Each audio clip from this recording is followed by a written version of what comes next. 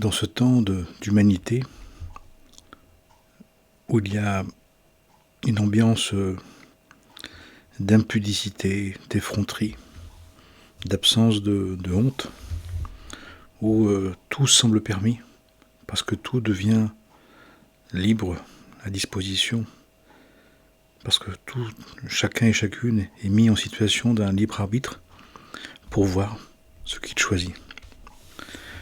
Pour celui et celle qui veut tenir, se maintenir et se conserver dans une dimension du sacré, du vivant, de la fraternité, du prendre soin, malgré tout. Et pour ne pas être pris ou tourmenté par cette ambiance qui pourrait laisser entendre que parce que tout est possible, soi-disant tout est permis. Tout est possible, tout est permis, mais tout n'est pas juste. Tout n'est pas juste pour tenir, se maintenir et pour grandir spirituellement parlant. On est dans un temps où les filets de sécurité ont été craqués, ne sont plus. Mais ça veut donc dire que nous sommes totalement responsables de ce que nous faisons, de qui nous servons, qui nous voulons être. Et pour ne pas sombrer, pour ne pas renoncer dans cette génération où l'obscurité ne paraît plus, où l'idée d'une liberté sans contrainte, sans obligation, sans conséquence est la plus grande des illusions. Très belle illusion.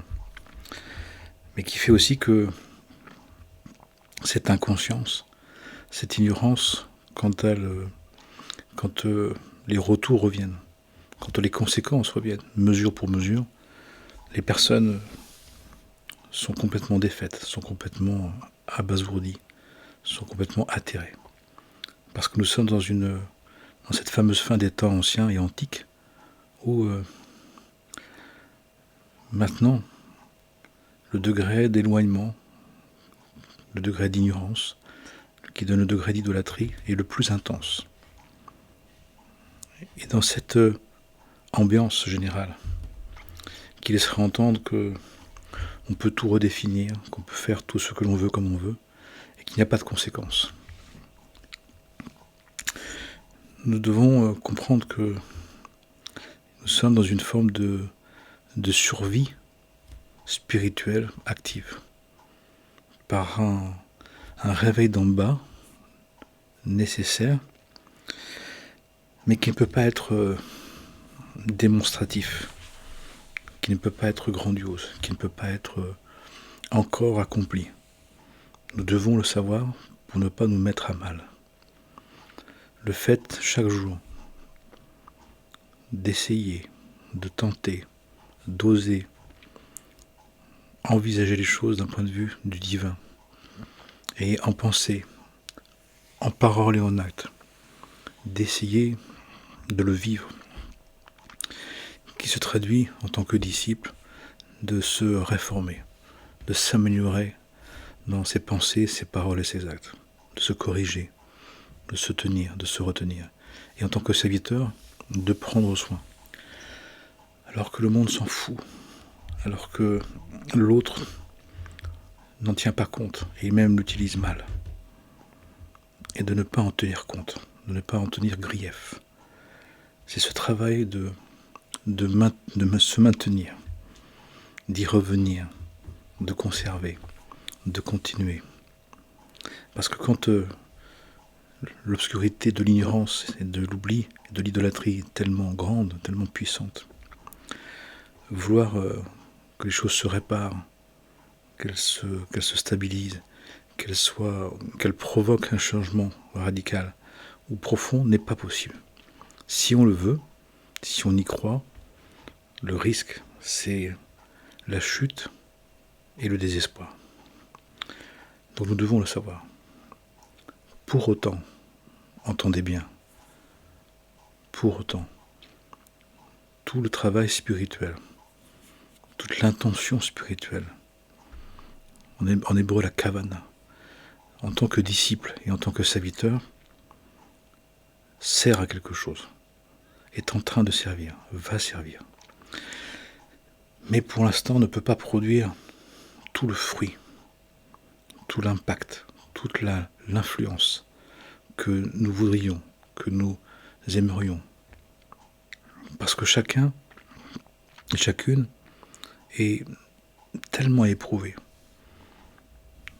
Chacun et chacune est tellement éloigné du référentiel divin, tellement en conflit avec sa vocation profonde, tellement dans une ignorance, dans une incompréhension, que chacun se réfugie, chacun et chacune se réfugie dans une version qu'elle connaît, qu'elle peut tenir, où elle peut lutter, où elle peut se défendre, où elle peut s'affirmer, malgré tout.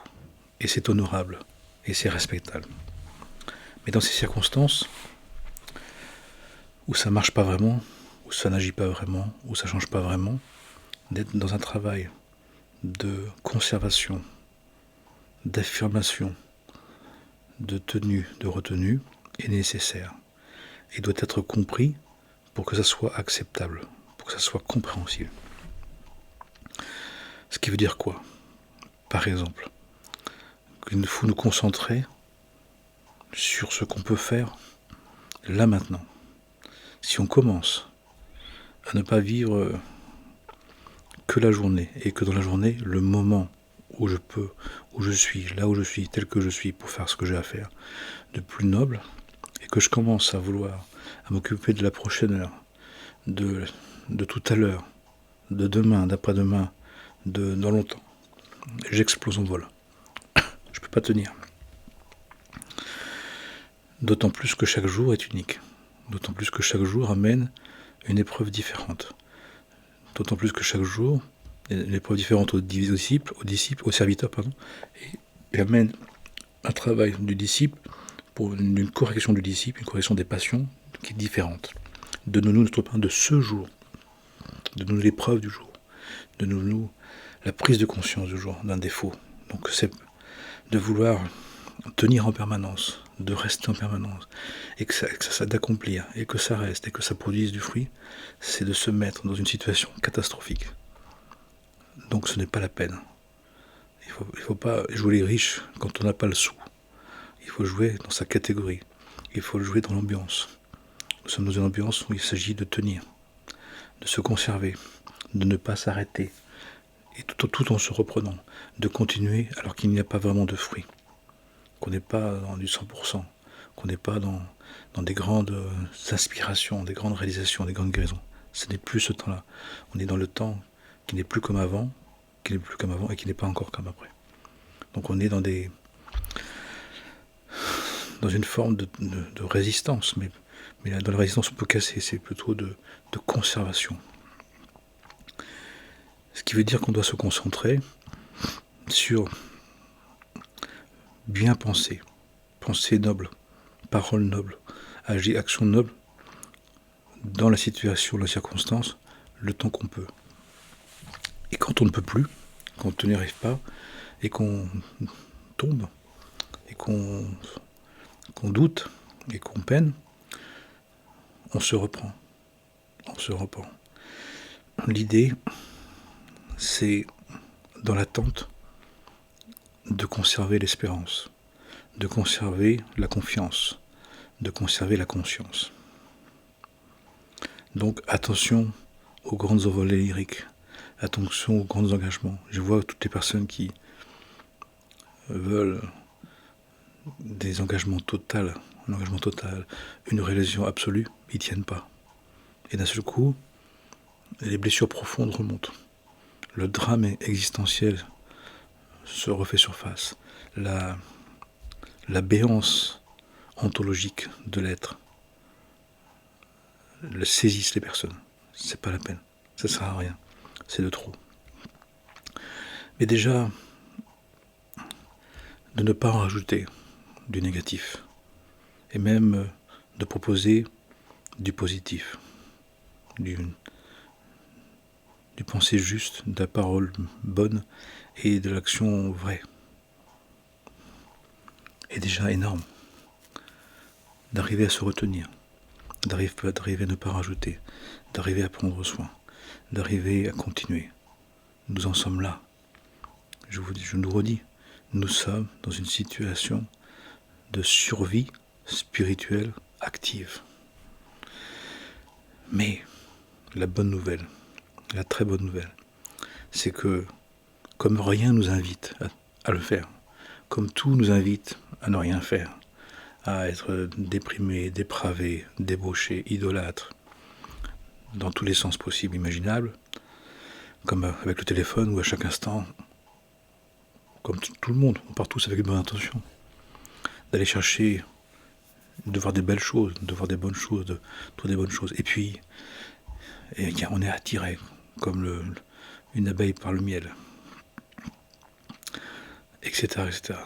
Eh bien, tout ce travail, c'est que même quand on voit qu'on dérive, d'arriver à revenir.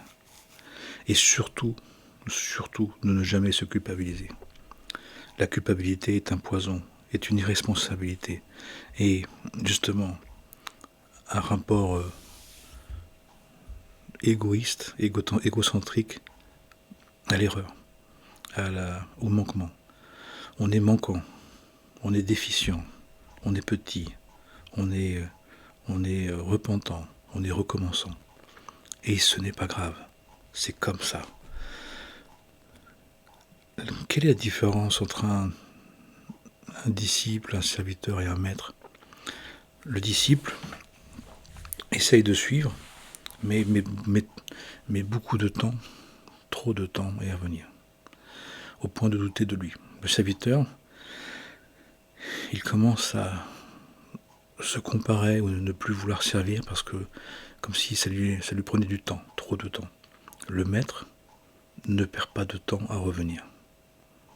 Vous entendez? Le maître, les maîtres ne perdent pas de temps à revenir. Ils font une erreur, ils apprennent de leur erreur. Il y a quelque chose qui se passe pas bien. Qu'est-ce qui s'est passé? Comment faire mieux? Ils ne perdent pas de temps au regret, au remords, à la médisance, à la calomnie, à l'attaque, à la culpabilité, à la dévalorisation, à la haine. D'aucune manière. C'est pour ça qu'ils avancent efficacement. Inspirons-nous de ça. Arrêtons de perdre du temps à vouloir que les choses soient parfaites, soient totales, soient définitives. C'est impossible. Arrêtons de perdre notre temps, de nous culpabiliser, de nous dévaloriser, de nous sous-estimer parce qu'on n'a pas réussi à tenir. C'est comme ça pour l'instant. C'est normal. C'est normal. Faisons comme les maîtres. Ne perdons pas de temps. Quand on voit qu'on a manqué, on recommence. Quand on voit qu'on a oublié, on se rappelle. Quand on voit qu'on n'a pas fait, on fait.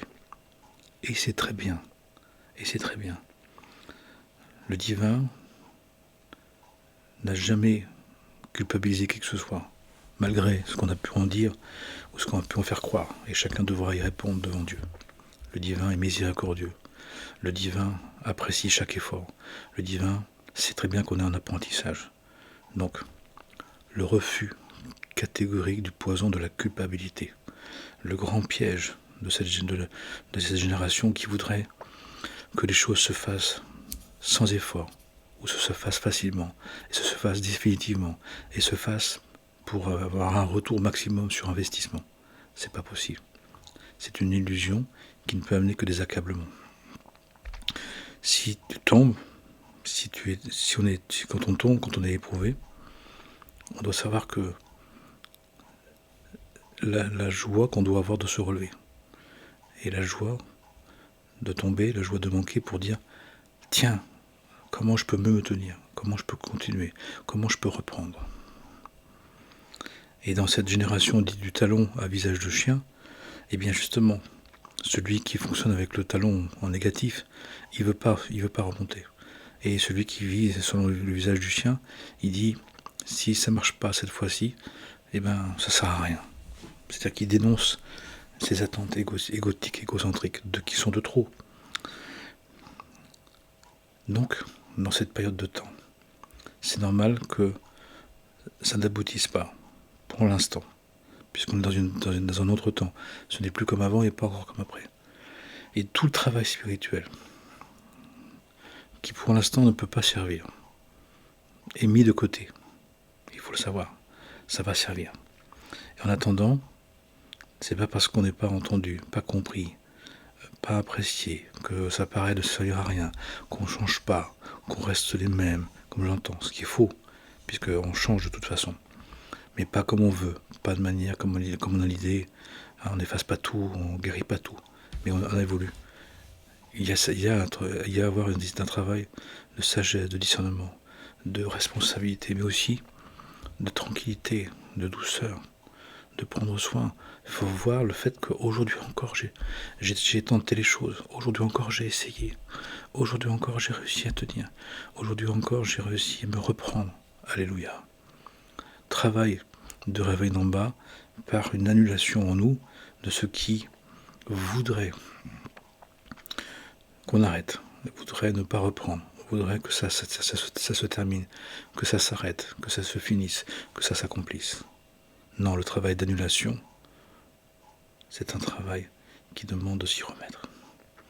Je ne suis qu'un disciple qui apprend. Je ne suis qu'un serviteur qui prend soin, qui essaie de prendre soin. Mais quand je n'y arrive pas, eh ben c'est que j'apprends, je suis l'apprentissage. Donc je me remets 100 fois à l'ouvrage. Je recommence 100 fois.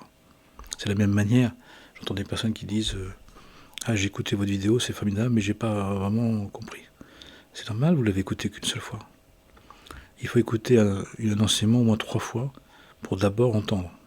Pas comprendre, mais entendre. Puis ensuite, il y a besoin de l'écouter sérieusement. Pas comme j'entends quelqu'un qui dit en épluchant mes patates ou en pensant à autre chose. Mais vraiment. Puis ensuite, même de l'écrire et même de questionner, de l'approfondir et d'en retirer déjà une notion, 3 notions. Ce qui fait que dans ces temps où se tenir et se maintenir un peu encore et de recommencer, et c'est tout ce qu'on peut faire de mieux, et c'est ce qui est bien, eh bien on doit s'en réjouir, on doit s'en satisfaire, on doit le savoir. Chaque jour, on doit rentrer dans la journée en disant aujourd'hui, je vais recommencer 100 fois. Aujourd'hui, je n'ai pas peur, je crains pas, j'ai pas la peine, j'ai pas la haine, je vais recommencer, à lui redire 100 fois, à recommencer, à tenter 100 fois, à comprendre 100 fois, à prendre soin 100 fois, peu importe. 100 fois, c'est à la fois 100 fois, mais c'est aussi dire une infinité. C'est démesurer 100 fois. Il passe pour dire, soit dans la démesure de retenter, de retenir encore, recommencer, essayer encore. Parce qu'il est dit qu'en faisant ça, en essayant de tenir, de se tenir et de recommencer, on dit, c'est comme, il est dit, un peu de lumière chasse beaucoup d'obscurité. Même si on ne le voit pas pour l'instant. Et tout le travail, dans les temps dans lesquels on est, notre grandeur, notre magnificence, c'est de tenir, d'être donc tenace. Tenace. Comme il dit dans le proverbe 24-26. Celui qui tombe 7 fois se relève encore une fois. Il se relève encore une fois. Je dis ça pour nous tranquilliser. Les grandes envolées lyriques, les situations radicales, finales, terminales, où on a un coup de prière, on a un coup d'étude, tout est changé. Ce n'est pas ça. On nous demande de tenir le désir de Dieu, l'envie du bien, le souhait du juste, le désir de fraternité, de prendre soin. Peu importe que ça marche, peu importe que ça se comprenne, que ça clique, que ça satisfasse, que ça souhaite, que ça soit entendu, peu importe. une petite bougie dans une pièce, on l'allume et elle fait son office. Tu la vois pas, t'en tiens compte ou pas, tu trouves ça simplement beau, peu importe. Pourtant c'est peut-être la bougie de l'autel ou de la table qui depuis la destruction du deuxième temple c'est le lieu de sacrement, le lieu de, pour un chrétien c'est le lieu de l'Eucharistie, pour leur rendre grâce. Soyons une petite bougie, soyons cette lumière qui, même dans le secret, surtout si on ne peut pas le dire, si on ne peut pas le partager, il y a des endroits qu'on ne peut pas dire, qu'on ne peut pas partager, mais on peut l'être, rester dans le désir de Dieu, dans la conscience de sa présence, dans la conscience de sa providence en tout et pour tout. Et que c'est pas ce qui se passe qui voudrait nous laisser croire que c'est foutu, que c'est fichu, que ça sert à rien, que ça va nous empêcher de continuer à dire Seigneur, je sais que tu es la seule volonté divine et que derrière toutes ces apparences trompeuses ou parfois alléchantes ou attirantes, je vais rester dans la conscience de ta présence, qui fait que ça c'est l'aspect du disciple, l'aspect du serviteur, ça fait donc que je vais prendre soin, je vais continuer à prendre soin. Vous connaissez tous cette histoire de ce grand-père et de ce petit-fils qui arrive au bord de mer, et les gens regardent quelque chose, et ils regardent aussi, ils voient qu'il y a plein d'étoiles de mer qui se sont échouées. Et tout le monde dit, bah ouais, mais c'est toujours pareil, et puis le temps a changé. Voilà, les adultes font des commentaires. Et puis à un moment donné, le grand-père, il s'aperçoit que le petit-fils, il est plus près de lui. Il le cherche, et d'un seul coup, il voit qu'il est au bord de la mer en train de ramasser une étoile et de la remettre dans l'eau. Et une autre étoile. Le grand-père va le voir, mais qu'est-ce que tu fais? Il dit, papy, je remets les étoiles de mer dans l'eau. Il dit, mais tu as vu tout ce qu'il y a, il y en a tellement, ça sert à rien. Il dit, c'est pas grave. Moi, j'ai envie de sauver les étoiles de mer que je peux.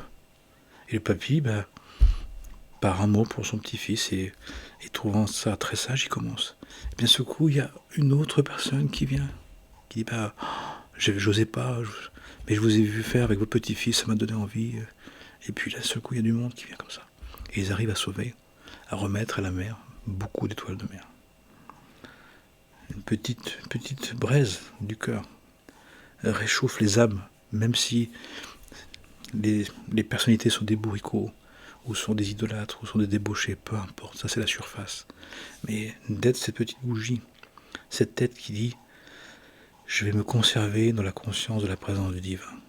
Et je ne vais pas me laisser leurrer par les apparences, ou par les attentes, ou par les déceptions, les désillusions que chacun exprime. C'est plus pareil, c'est plus comme avant, puis ça n'ira jamais, et puis on ne va pas s'en sortir, et puis de toute façon, ou que chacun veut tirer la couverture de son côté, peu importe. Ça, ce sont simplement l'expression d'inquiétude, d'ignorance et d'inconnaissance qui sont légitimes, qui sont justes. Parce que si on n'a pas fait le travail de reprise de conscience, c'est normal qu'on interprète tout ça à sa manière. Mais c'est pas important. L'important, c'est de rayonner dans le secret de son cœur une confiance absolue en Dieu, de sa très sainte présence, alors que pour l'instant, apparemment, on croit, ça ne sert à rien, ça ne changera pas vraiment les choses, et les choses continuent. Tout simplement parce que cette lumière incrée, qui vient d'un très haut degré de l'être, est en train de dévoiler, parce que justement elle agit, est en train de dévoiler en les êtres, en chacun entre nous et dans les peuples et les nations, tout ce qui était caché, tout ce qui voulait justement remplacer le divin, se passer du divin, ne pas servir le divin. Et pendant cette période de temps, les personnes ne peuvent pas concevoir ou vouloir ou accepter de se passer de ce qui se révèle en eux qu'ils connaissaient, même qu'ils ne connaissaient pas, plutôt de possession, de jouissance, de puissance du monde. C'est logique. Mais ça n'empêche pas que quelqu'un qui sait que tout ça, ça ne sert à rien, que tout ça est vain, de dire pendant ce temps-là, je prépare le terrain. Et le divin, il faut savoir qu'il voit les âmes directement. Il voit l'intention de cœur directement. Il voit le service, il voit la discipline, la tenue du serviteur, qui n'en veut pas, qui ne participe pas à la destruction du monde et qui se discipline, qui annule ses passions du monde, le monde des passions, et qui sert. Et puis le serviteur qui sert, qui prend soin, qui sert à ce prochain, qui ne comprend pas encore l'importance ou l'envie, la conscience de la présence du divin. Extraordinaire. Et chacun et chacune, là où il est, dans ses circonstances, dans le secret de son cœur, surtout si on n'a plus que ça, parce qu'on n'a plus de vie, parce qu'on n'a plus d'argent, on n'a plus d'argent, on n'a plus de moyens, on n'a plus de consommation possible, eh bien on est libéré de toutes ces illusions, mais ça ne suffit pas d'être libéré. Maintenant, parce que tout ça c'est fait pour justement nous mettre dans la circonstance de dire, puisque j'ai plus rien à perdre, puisque j'ai tout perdu, et que de toute façon je ne peux pas participer, c'est délire, parce que si je pouvais je le ferais, mais comme je ne peux pas, je peux faire une chose, c'est maintenant d'avoir la conscience que la présence divine, elle est là, et que c'est cette espérance que les âmes de chacun, les âmes divines de chacun voient, même si les personnalités n'en ont rien à faire, ou sont contre, peu importe, ça c'est la surface, c'est la coquille, c'est la peau du fruit. Amen et Amana. Amen et Amen. Amen et Amana. Amen de la Mana. Que la paix soit sur nous, en nous et tout autour de nous pour le bien de tous les êtres. Shalom, la paix, salam.